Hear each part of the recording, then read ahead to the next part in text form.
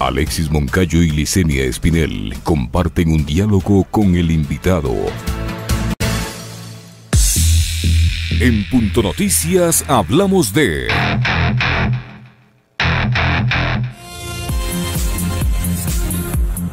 El Gobierno Nacional, a través del ministro de Telecomunicaciones y de la Sociedad de la Información, Andrés Michelena, y la gerente general de CNT, Marta Moncayo, oficializó la apertura de 2,000 puntos Wi-Fi y el plan chip educativo prepago por $5,59. El plan está enfocado para más de 4 millones de estudiantes de centros educativos públicos del país en el marco del eje Ecuador Conectado de la política Ecuador Digital. ¿Cuánto tiempo dura este chip? ¿Está pensado para las familias empobrecidas? ¿Qué pasará con el acceso a la educación, que debe ser un derecho público? Con nosotros se encuentra el ex viceministro de Telecomunicaciones, Adrián Ibarra, para analizar el tema. Bienvenido.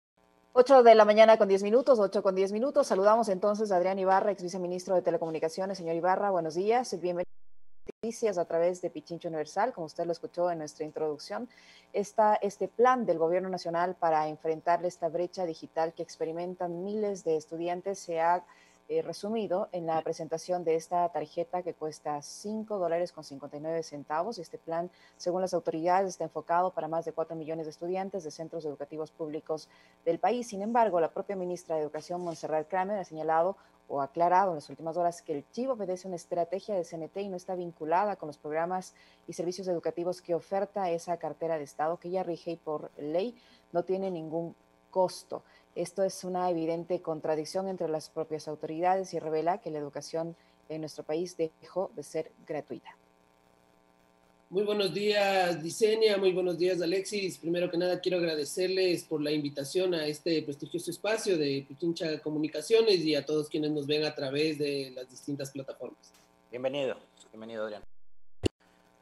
¿Cómo se enmarca esta estrategia de teleeducación? El anuncio de la apertura de estos 2,000 puntos de Wi-Fi y la venta de estos chips a un poco más de $5 para las familias. Bueno, primero que nada, creo que hay que ser claro y enfático en que la estrategia de Ecuador Conectado o de Internet del Barrio, como la quieren llamar a esta venta de chips, realmente no obedece de ninguna manera a la realidad que se vive en el Ecuador.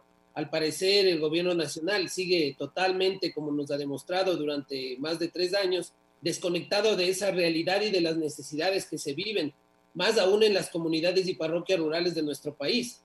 ¿Cómo pretender que familias puedan invertir $6 casi en una tarjeta de internet cuando tenemos más de 1.5 millones de personas que viven en pobreza extrema? Cuando tenemos parroquias rurales en donde más del 70% de las familias vive en pobreza o en pobreza extrema. En promedio, las familias en las parroquias rurales tienen más de 3 hijos, entonces ya no estamos hablando de solamente $5, estamos hablando de $15 diarios, hablemoslo así, por poder conectarse a los medios o a las plataformas educativas, lo cual en promedio daría unos $150 a familias que salen a trabajar el día a día para llevar el pan a sus mesas, para poder comer. Personas que a veces no tienen ni para imprimir una hoja por el conocimiento que tenemos en territorio de cómo se maneja la conectividad, se le pretenda sacar $5 o $6, realmente resulta algo descabellado. Es algo realmente también penoso que el gobierno no termine de entender, que las condiciones son tales en las parroquias, comunidades rurales, barrios urbanos marginales y en la propia ciudad en donde tenemos solo 2 de cada 10 habitantes con un teléfono inteligente. Entonces, ¿qué pasa con las familias que tienen más de 2 o 3 hijos? He visto casos aquí en la propia capital en donde los niños estudian pasando un día porque el teléfono se lo tienen que turnar para que los 3 hijos puedan estudiar.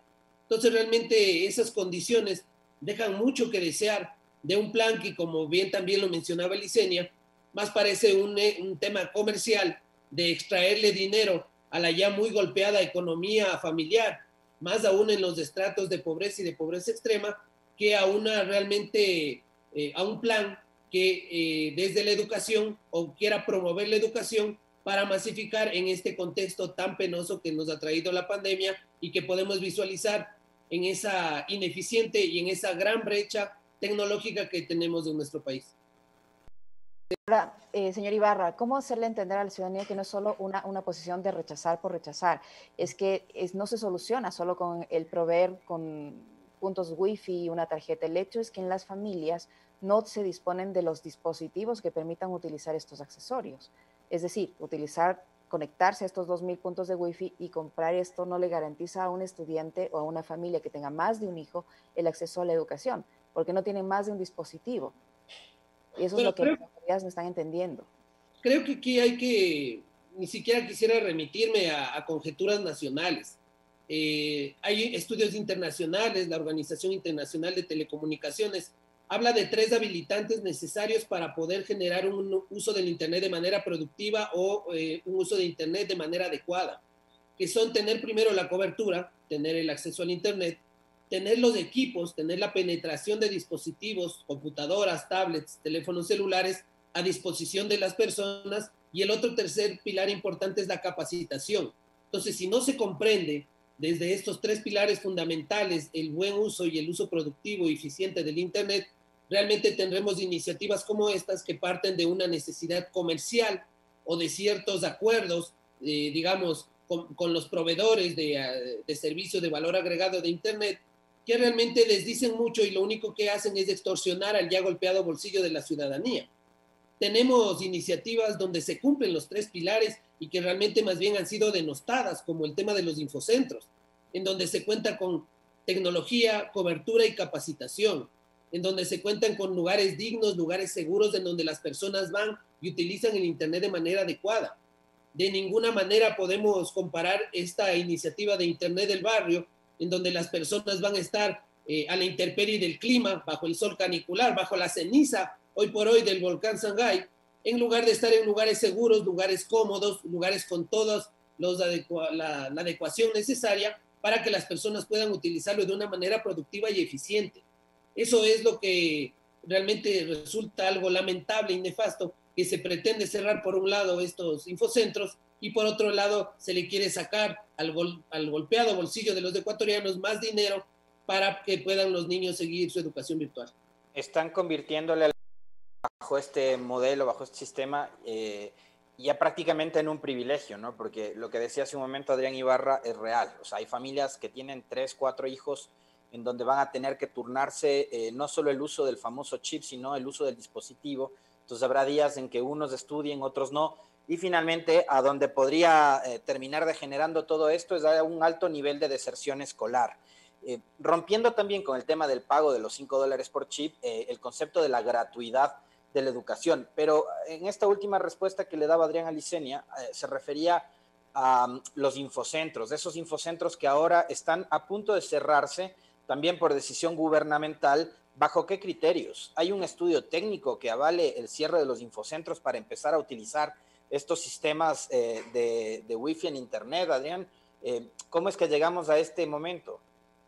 Bueno, en esto también yo quisiera ser muy claro y enfático. Bien lo mencionaba Alexis, no existe estudio técnico en los que se deseche el uso de los infocentros y más bien cumple con más condiciones de los estudios internacionales del uso productivo del Internet en favor de justamente esta población más desposeída y vulnerable, que normalmente vive en peores condiciones en las comunidades y parroquias rurales de nuestro país. Hay que recordar que los infocentros se encuentran trabajando en 750 parroquias rurales con 800 puntos que vienen generando este espacio en donde las personas pueden utilizar el Internet y en donde actualmente se realiza el tema de educación virtual a través de los mismos y donde se conectan hoy por hoy 700,000 niñas, niños y adolescentes. Esto es muy importante decirlo. Lo que pretenden con estas iniciativas, cerrando el tema de los infocentros y abriendo puntos Wi-Fi, es sacar a la gente de estos lugares seguros y ponerlos en la calle, lo cual realmente es algo denostable y es algo también detestable de una política pública, de un gobierno que se dice ser un gobierno para todos y en favor de las grandes mayorías. Adicional a esto, también quiero comentar que el proyecto de Infocentros Comunitarios se encuentra en un gran riesgo, ya que se ha mentido y se ha jugado con los ofrecimientos que se realizó al pueblo ecuatoriano. En el mes de agosto, debo recordarlo y quiero agradecer también por el espacio en ese momento a Pichincha Comunicaciones, el propio ministro de Telecomunicaciones anunció que los infocentros se quedaban hasta mayo del 2021. Y ahora, sorpresivamente, no tienen presupuesto ni siquiera para terminar o para apenas terminar el mes de septiembre.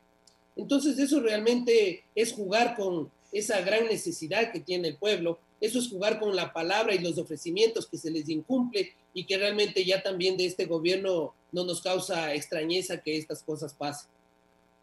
Estamos ante esa decisión gubernamental, señor Ibarra, ¿qué pasos? Porque ya si es un anuncio oficial y usted dice que ya no tienen presupuesto, es evidente que los van a cerrar definitivamente. Bueno, nosotros estamos agotando nuevamente los recursos como el de la acción de protección. El día miércoles estaremos en una sala de la Corte Constitucional presentando este problema ante el ente pertinente y esperamos realmente una sentencia que permita mantener estos derechos adquiridos de la ciudadanía de escasos recursos y mantener también temas constitucionales como la democratización de las tecnologías de información y comunicación y el derecho a la educación, que hoy por hoy creo que es algo más que fundamental y evidentemente necesario para nuestro país. Tenemos también, y quiero anunciarlo, tenemos una acción de movilización el día de mañana, una movilización pacífica en rechazo absoluto al cierre del proyecto de infocentros comunitarios. Esta acción la vamos a realizar el día de mañana en el Parque del Arbolito a las 9 de la mañana y comenzaremos esta movilización justamente manifestando este rechazo popular y este clamor de los más vulnerables a que se mantengan este proyecto que por más de 10 años ha venido beneficiando a más de 4.2 millones de habitantes. ¿Hacia dónde se van a movilizar? Vamos a movilizarnos hacia los exteriores del Ministerio de Telecomunicaciones, justamente para que se pueda evidenciar este rechazo absoluto a una política pública de desmantelar lo único que sostiene a las comunidades y parroquias rurales y a los más vulnerables y que se pretende ahora cambiarlo por un negociado de también CNT. Ahora, estamos recibiendo... Sí, sigue, Alexis. Perdóname, para completar nada más lo anterior, porque dice Adrián que se van a movilizar hasta el Mintel, y estamos recibiendo varios mensajes en las redes sociales de nuestra transmisión que advierten de que en los últimos días ha habido despidos masivos en el Mintel que van enfocados precisamente hacia el debilitamiento del proyecto de los infocentros. Se está despidiendo gente, ¿cuántas personas han sido despedidas ya? Y si les han pagado las liquidaciones correspondientes por ley. Así es, en lugar de darnos realmente señas de que el gobierno se quiere condoler con los más necesitados y con el proyecto que beneficia en más de 880 puntos del país a los más vulnerables, lo que se ha hecho es desmantelar el proyecto. Se han desvinculado ya personas de las unidades administrativas, tanto de CNT como de Mintel, lo cual ya nos indica hacia dónde quieren realmente tomar las acciones del ministerio en función de cerrar este proyecto emblemático de apoyo a los más necesitados. Señor Ibarra, ¿usted cree que esta situación del cierre de los infocentros, esta falta de acceso a la tecnología que no hace más que evidenciar la brecha que existe entre la educación pública y la educación privada, más aún ahondada con la pandemia, está directamente relacionada al alto índice de deserción escolar que hasta agosto de este año llegaba alrededor de 17.700 estudiantes del régimen Sierra y Amazonía y 5.600 del régimen Costa, de cuyo rastro ya no se sabe porque simplemente dejaron de estudiar. ¿Está directamente relacionada la deserción escolar con este problema de falta de acceso a la conectividad y a la tecnología que están enfrentando los chicos? Yo me atrevería a decir que no solo eso, Licenia, que está totalmente vinculada. Hoy por hoy que la brecha, digamos, digital es tan evidente. Hemos visto imágenes de nuestros niños en las ramas de los árboles o en el filo de las carreteras tratando de obtener una señal de celular para poder continuar con su educación. Entonces, pensaría yo que eso, en lugar de ralentizarse, eso se va a incrementar. La deserción escolar, no solamente ya en las condiciones de las parroquias y comunidades rurales del país, sino también, me atrevo a decir, en zonas urbanas y urbano-marginales, realmente va a ser muy alta. Y ahí todavía no vemos del gobierno un plan articulado entre Ministerio de Telecomunicaciones, Ministerio de Educación, que realmente nos dé una luz de esperanza para que no tengamos justamente un índice tan alto, y eso será realmente un demérito para nuestra sociedad y para nuestras niñas, niños y adolescentes que no podrán estudiar. ¿Dónde debe apuntar el país en materia de telecomunicaciones? En este momento, la pandemia abrió un abanico de posibilidades precisamente sobre el uso de las nuevas tecnologías. Tenemos teletrabajo, hay el tema de la telemedicina, la teleasistencia, y está también el de la teleeducación. Como Estado, Adrián Ibarra, ¿hacia dónde debe ir el Ecuador en esta materia, en materia de telecomunicaciones y de acceso a Internet? Bueno, los parámetros fundamentales para un desarrollo armónico, un desarrollo sostenible y que apoye un sector de telecomunicaciones a varias otras aristas y sectores del país, debe basarse en estos tres pilares fundamentales, que son tener primero la cobertura bajo las distintas modalidades. En esto también, y yo quiero ser claro, de ninguna manera estoy o estamos en contra de los puntos Wi-Fi, que no se malentienda, pero son iniciativas distintas a segmentos de la población distintos, a segmentos que tienen más capacitación. Evidentemente un punto Wi-Fi es mucho más o sirve más que un infocentro, pero creo que ahí no se está entendiendo esta diversidad de escalones o diversidad de escenarios que tenemos en el país, y ahí es donde se toman iniciativas inadecuadas. Lo otro fundamental, la penetración de equipos, el acceso a computadoras, el acceso a tablets y el acceso a teléfonos celulares es algo urgente y necesario en nuestro país. Aquí más bien se debería promover, como ya se lo hizo varios años atrás, una industria nacional de ensamblaje de estos dispositivos, lo cual también permita abaratar nuestros costos y mover ese aparato productivo que sí lo tenemos en el país para armar este tipo de equipos y dispositivos que nos servirían mucho. Y lo tercero, que es lo más necesario, es totalmente aumentar la capacitación en las distintas plataformas creadas nacionalmente y también traídas desde el exterior, lo cual nos va a permitir que ese uso y ese acceso al Internet realmente se haga de manera productiva y no se desperdicie en entretenimiento, redes sociales.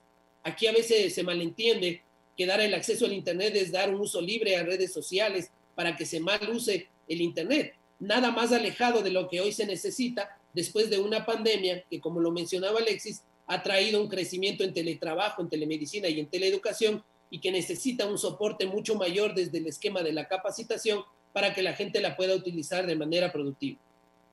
Señor Ibarra, ¿qué factible serían en estos momentos las tan renombradas alianzas público-privadas para fortalecer la conectividad en estos momentos que estamos viviendo estas deficiencias? ¿Qué tan factible sería que las autoridades gubernamentales lleguen a alianzas con el sector privado y se pueda proveer tanto de equipos como de conectividad, aprovechando que tienen estas empresas grandes, transnacionales, pedirles que aporten en algo al Estado que les está dando ganancias?